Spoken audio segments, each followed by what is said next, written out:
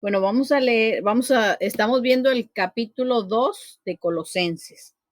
Dice, quiero que sepan, el 1, ¿verdad? Quiero que sepan, hola Brenda, Hola, buenas tardes, bienvenida, ¿cómo están? bienvenida, muy bien, gracias a Dios. Gracias. Qué Apenas bueno, qué estamos bueno. empezando, vamos a estudiar hoy Colosenses capítulo 2. Estamos leyendo el primer capítulo, el primer versículo, total. Primer versículo.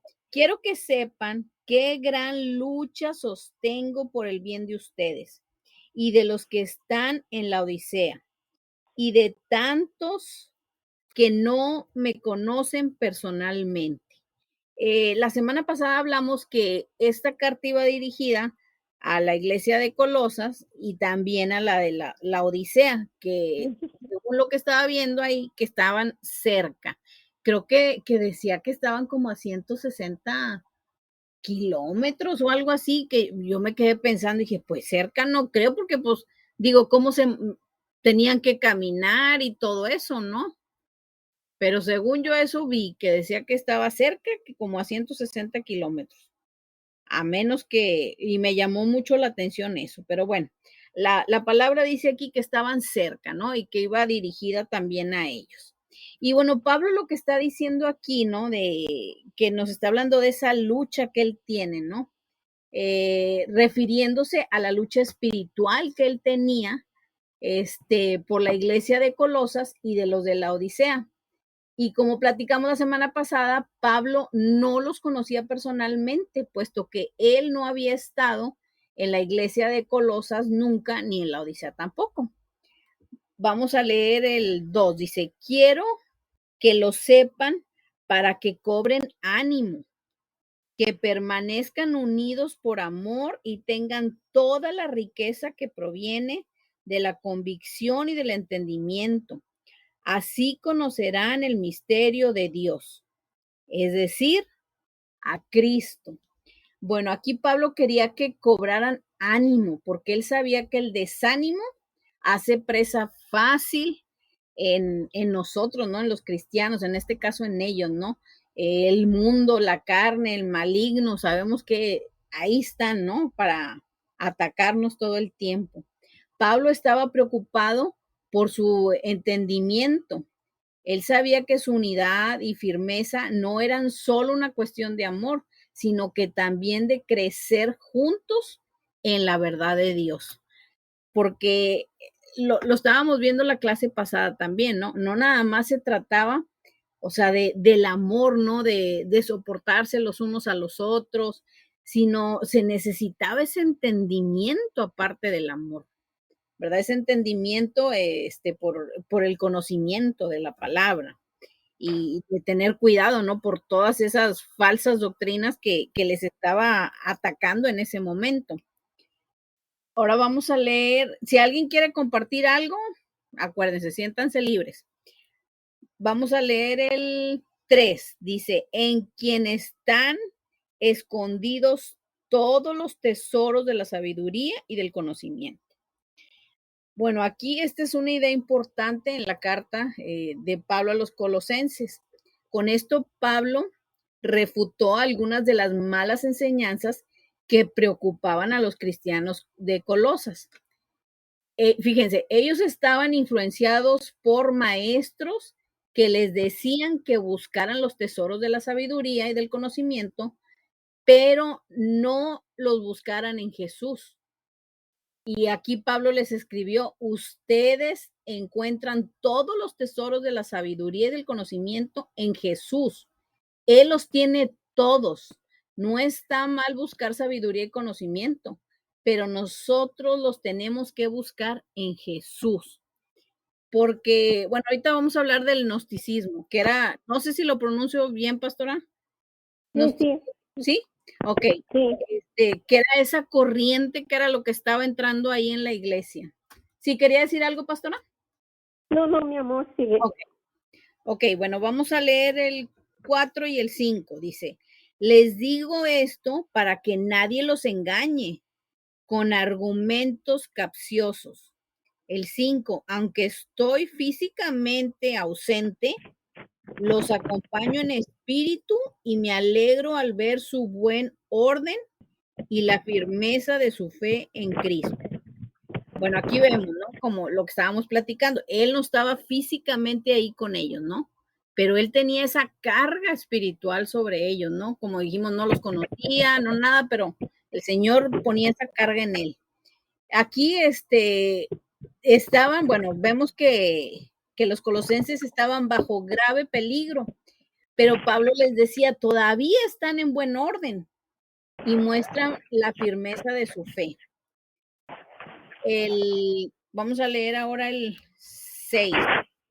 Dice, por eso, de la manera que recibieron a Cristo Jesús como Señor, vivan ahora en Él. Bueno, aquí esta es una regla maravillosa para la vida del cristiano, ¿no? Dice, no podemos perfeccionarnos en la carne, porque lo que ha empezado en el espíritu, por lo tanto, así como les dijo Pablo, ¿no? Así como recibiste a Jesús, andad en él, de la misma manera. O sea, esto tenía que ser con el espíritu igual. Con nuestras fuerzas de la carne, pues no íbamos a hacer nada, ¿no? Entonces, es lo que les decía Pablo aquí, o sea, tienen que andar igual, así como lo recibieron en el espíritu, igual. Tienen que estar de la misma manera, con el espíritu. Hola, Leti. Bueno, ahora vamos a leer el 7 y el 8. Dice, arraigados y edificados en él, confirmados en la fe como se les enseñó y llenos de gratitud. El 8 dice, cuídense de que nadie los cultive con la vana y engañosa filosofía que siguen tradiciones humanas, la que va de acuerdo con los principios de este mundo y no conforme a Cristo.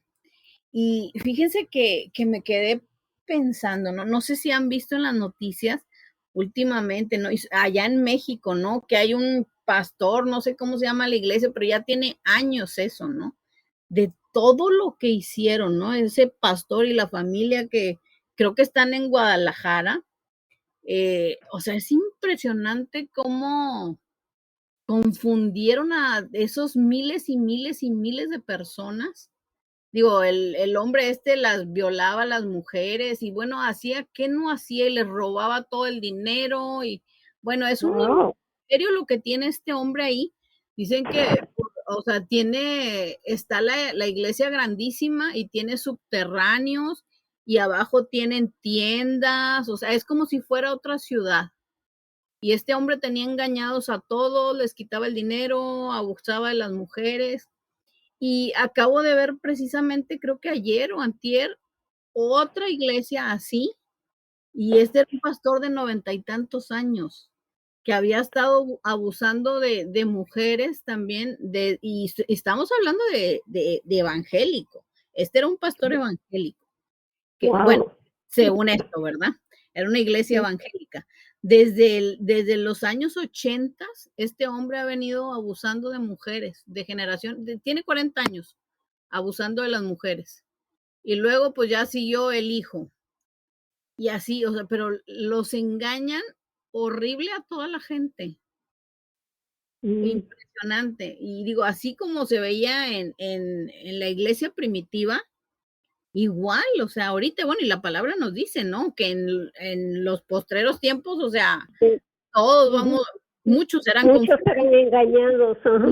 Sí, yo creo que lo vamos a empezar a ver más ahora que antes, ¿verdad? Entonces, por eso tenemos que tener mucho cuidado con todo esto, porque estábamos platicando también la semana pasada cómo lo del gnosticismo y todas esas corrientes, bueno, esa era la corriente más fuerte que había en ese entonces, pero cómo disfrazan verdad con mentira, ¿no? Para engañar. O sea, aparte de ver, tú oyes verdad, pero está también con mentiras. Entonces, si uno no tenemos el cuidado de ir a buscar en la palabra todo lo que nosotros escuchamos, fácil podemos ser engañadas. Sí, sí. Fácil, fácil, Ujú. fácil.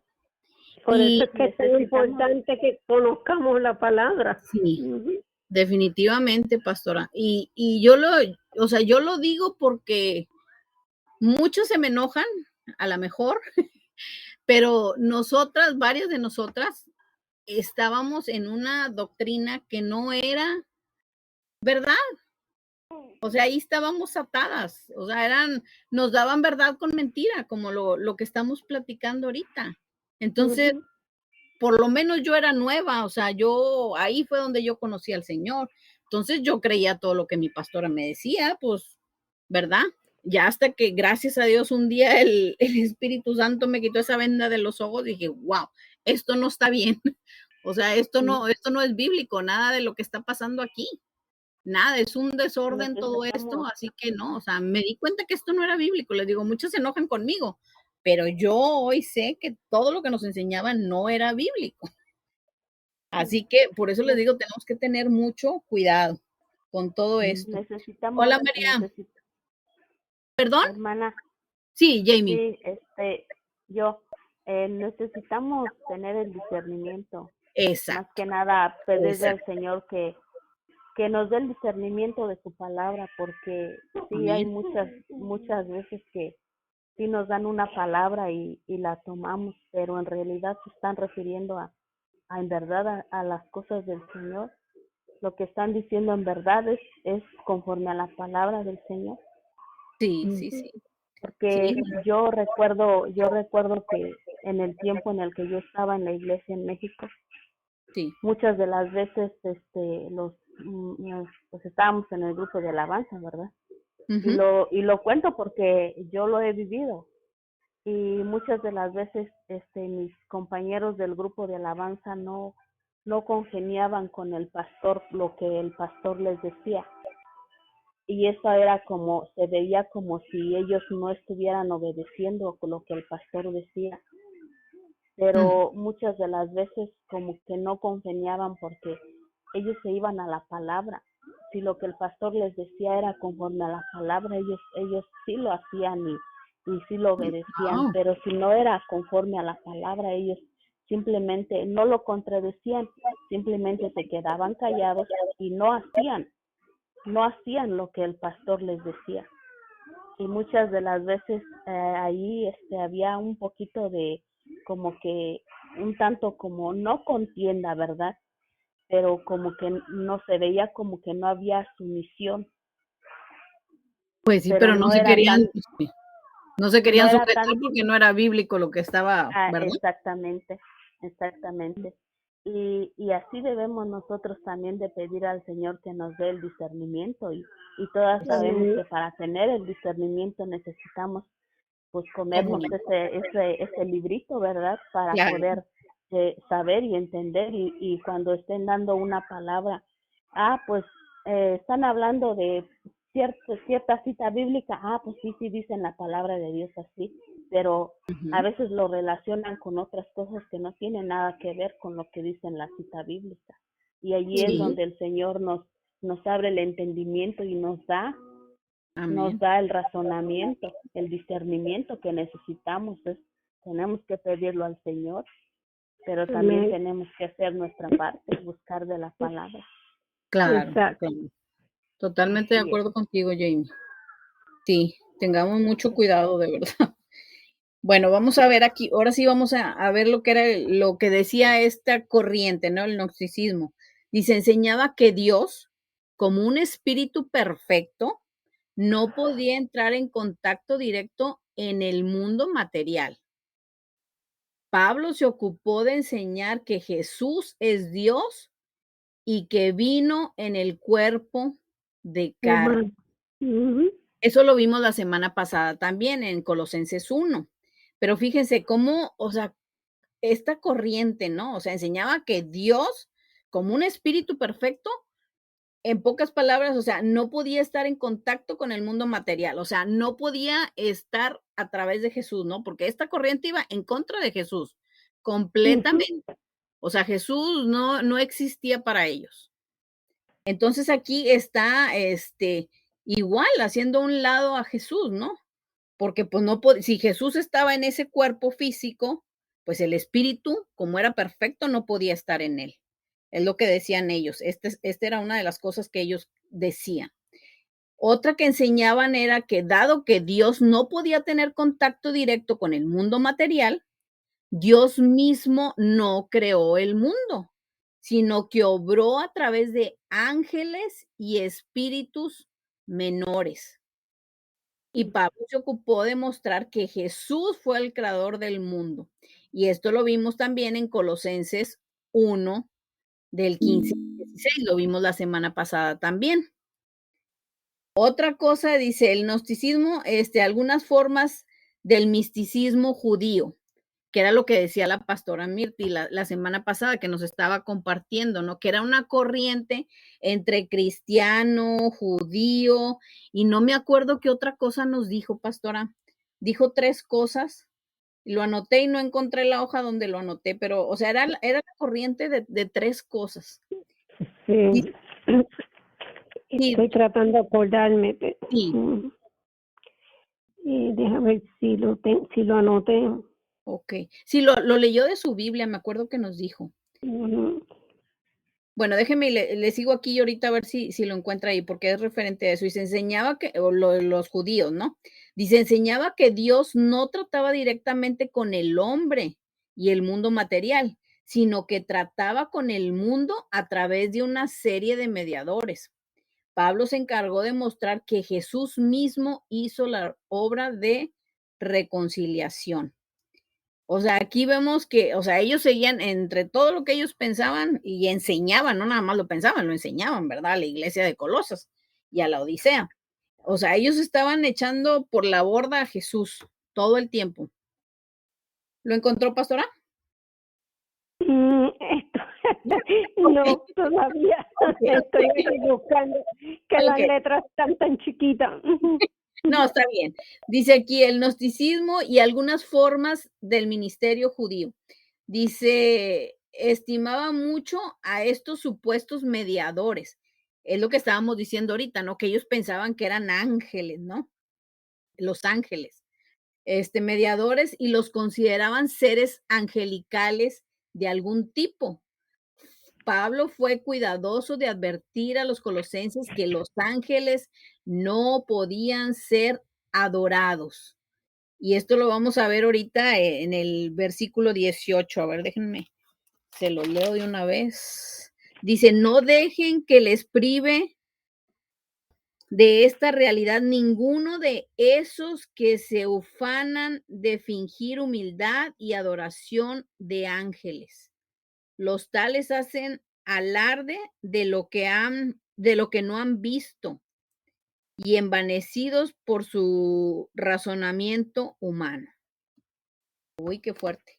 Bueno, aquí dice la conexión del misticismo judío es clara por la forma en que Pablo presenta algunos puntos más. La influencia judía en el cristianismo hacía hincapié en que las leyes, en las leyes dietéticas.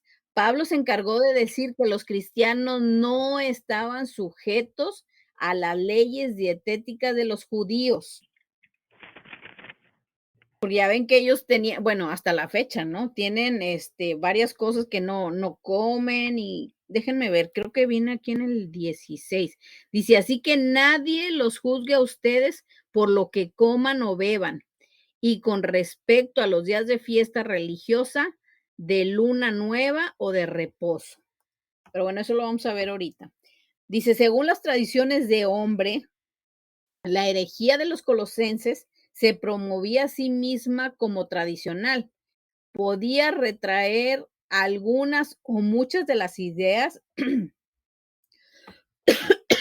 ay, discúlpenme, de las ideas y de las tradiciones judías o filósofos griegos o ambos.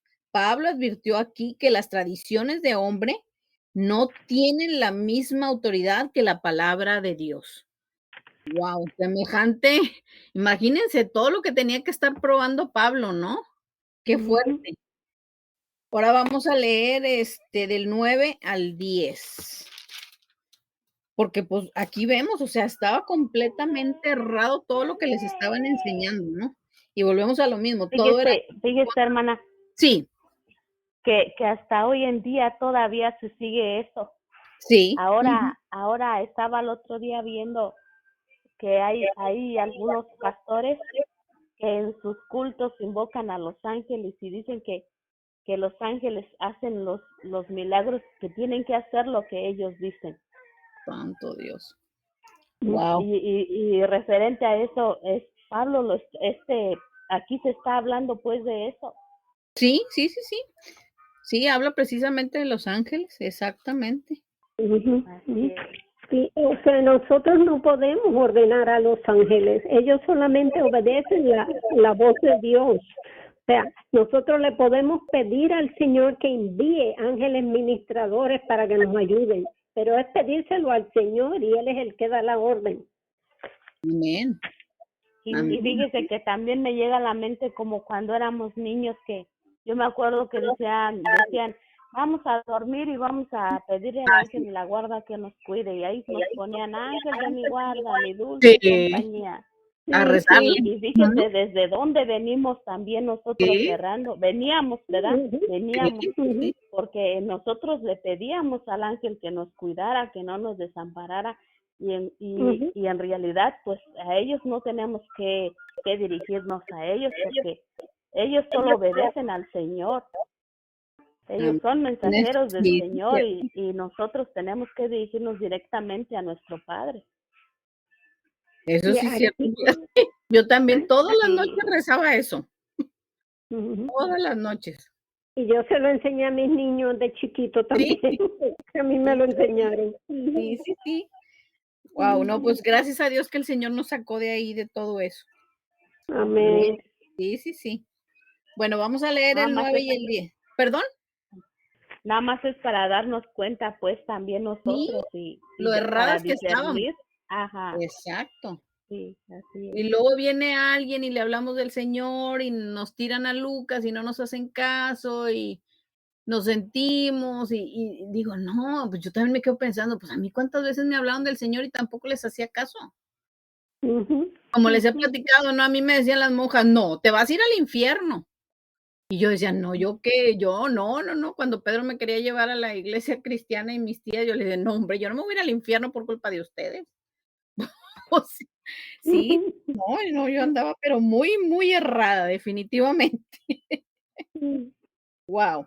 Bueno, vamos a leer el 9 y el 10. Dice, toda la plenitud de la divinidad habita en forma corporal en Cristo. 10 dice, y en él, que es la cabeza de todo poder y autoridad, ustedes han recibido esa plenitud. Amén. Bueno, aquí nos dice Pablo, ¿verdad? Que toda la plenitud habita en Jesús y él no puede ser un Dios a medias o un Dios menor. Él es todo. Él es todo, así de fácil. Vamos a leer ahora el 11 y el 12. Dice, además en él fueron circuncidados no por mano humana, sino con la circuncisión que consiste en despojarse del cuerpo pecaminoso. Esta circuncisión la efectuó Cristo. Hasta el 12, sí. Dice, ustedes la recibieron al ser sepultados con él en el bautismo. En él también fueron resucitados mediante la fe en el poder de Dios, quien los resucitó de los muertos. Bueno, aquí dice, en él fuiste circuncidados, perdón. La mayoría de los cristianos colosenses eran gentiles que nunca habían sido físicamente circuncidados. Acuérdense que nada más eran los judíos, ¿no? Los que habían sido circuncidados.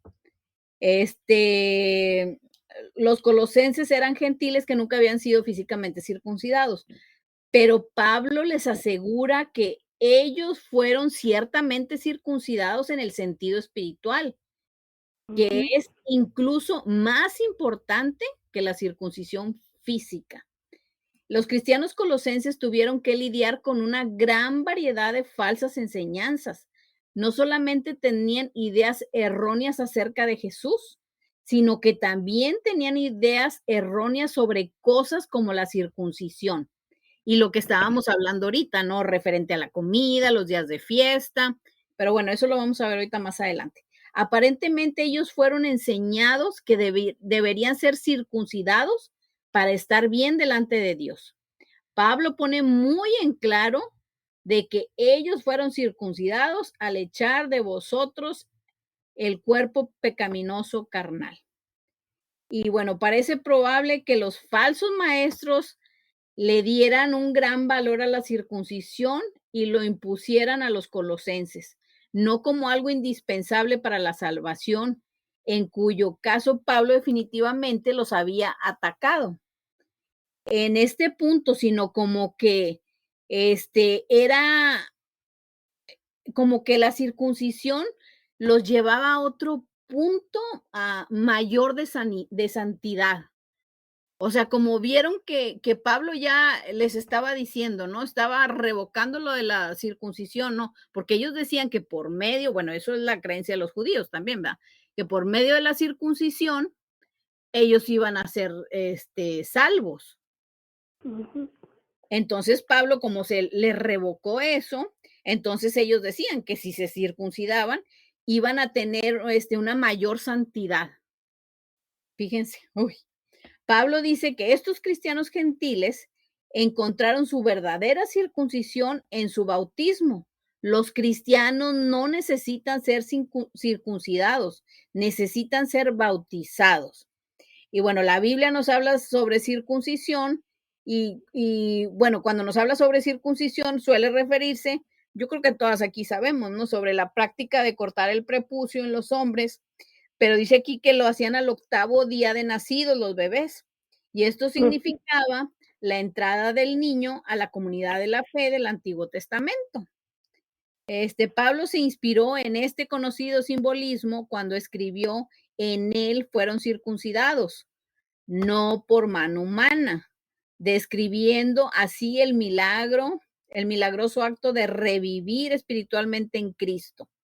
Esto hace eco en la promesa por Dios, la promesa hecha por Dios en Ezequiel 36:26, donde dice: les daré un nuevo corazón y les quitaré ese espíritu de piedra que ahora tienen y les pondré un corazón de carne y un espíritu nuevo. Les quitaré ese corazón de piedra.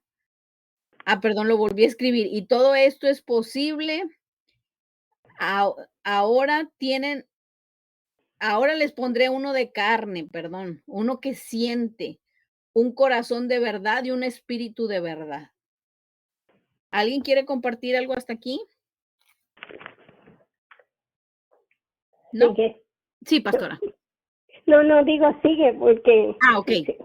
Ya es tarde, ¿verdad? Sí, ya es tarde. Bueno, vamos a leer del 13 al 15. Dice: antes de recibir esa circuncisión, ustedes estaban muertos en sus pecados. Sin embargo, Dios nos dio vida en unión con Cristo. Dios nos dio vida en unión con Cristo al perdonarnos todos los pecados.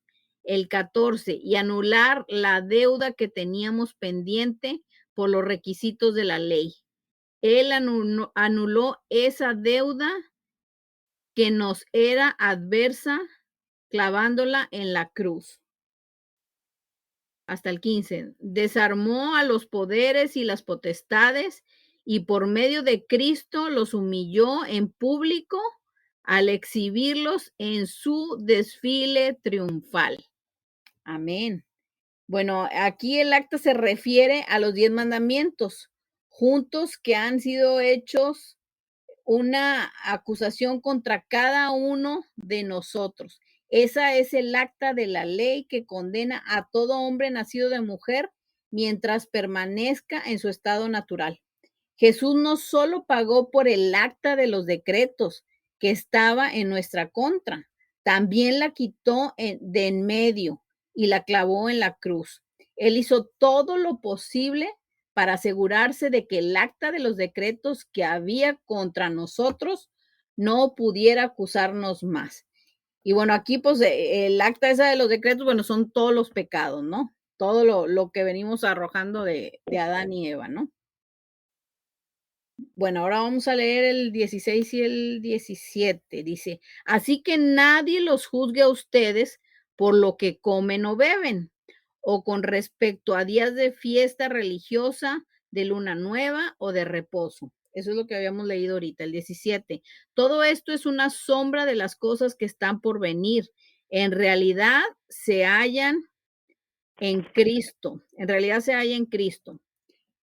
Aquí, bueno, nos dice que la ley del Antiguo Testamento tenía ciertas disposiciones que fueron eliminadas en Jesús con respecto a cosas como la comida o los días de reposo. Y no es que esas leyes eran malas, simplemente que eran una sombra de lo que ha de venir. Una vez que el cuerpo, o sea, Jesucristo ha llegado, ya no necesitamos esa sombra. Ahora vamos a leer 18 y 19. Dice, no dejen que los priven de esta realidad, ninguno de esos que se ufanan en fingir humildad y adoración de ángeles, que es lo que estábamos leyendo ahorita también.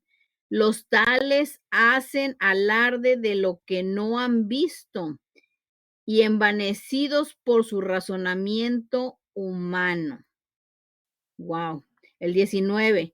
No se mantienen firmemente unidos en la cabeza por la acción de esta. Todo el cuerpo sostiene y es sostenido y ajustado mediante las articulaciones y ligamentos que van creciendo como Dios quiere. Aquí, bueno, este es el plan de Dios para el crecimiento de la iglesia. Nosotros permanecemos fieles y conectados a Jesús, que es nuestra cabeza, y Dios nos da el crecimiento. Ahora vamos a leer del 20 al 23. Si alguien quiere decir algo, me interrumpe, me dice. Si no, agarro vuelo. 20 al 23 dice, si con Cristo ustedes ya han muerto a los principios de este mundo, ¿por qué como si todavía, no, a ver, han muerto a los principios de este mundo? ¿Por qué como si todavía pertenecieran al mundo, se someten a preceptos tales? El 21 dice, no tomes en tus manos, no pruebes, no toques. El 22, estos preceptos basados en reglas y enseñanzas humanas se refieren a cosas que van a desaparecer con el uso. El 23, tienen sin duda apariencia de sabiduría, con su afectada piedad, falsa humildad y severo trato del cuerpo, pero de nada sirven frente a los apetitos de la naturaleza pecaminosa. Bueno, aquí todas las reglas legalistas pueden tener una reputación de sabiduría, pero no tiene ningún valor real. El legalismo no restringe a la carne, sino que alimenta la carne de una manera sutil y poderosa. De hecho, es más riguroso que puede coexistir con un orgullo espiritual, con las obras de la carne, más sutiles e inestables. Y bueno, con esto, pues ya terminamos el capítulo 2. No sé si alguien quiera compartir algo. La verdad a mí me pareció demasiado interesante, o sea, conocer todo esto, ¿no? De ver cómo a toda costa querían decir que Jesús no tenía ningún valor, ¿no? En pocas palabras. Todavía existen religiones donde no ven a Jesús como el Hijo de Dios. O sea, que esto no es nada nuevo. Todavía en esta época eso existe.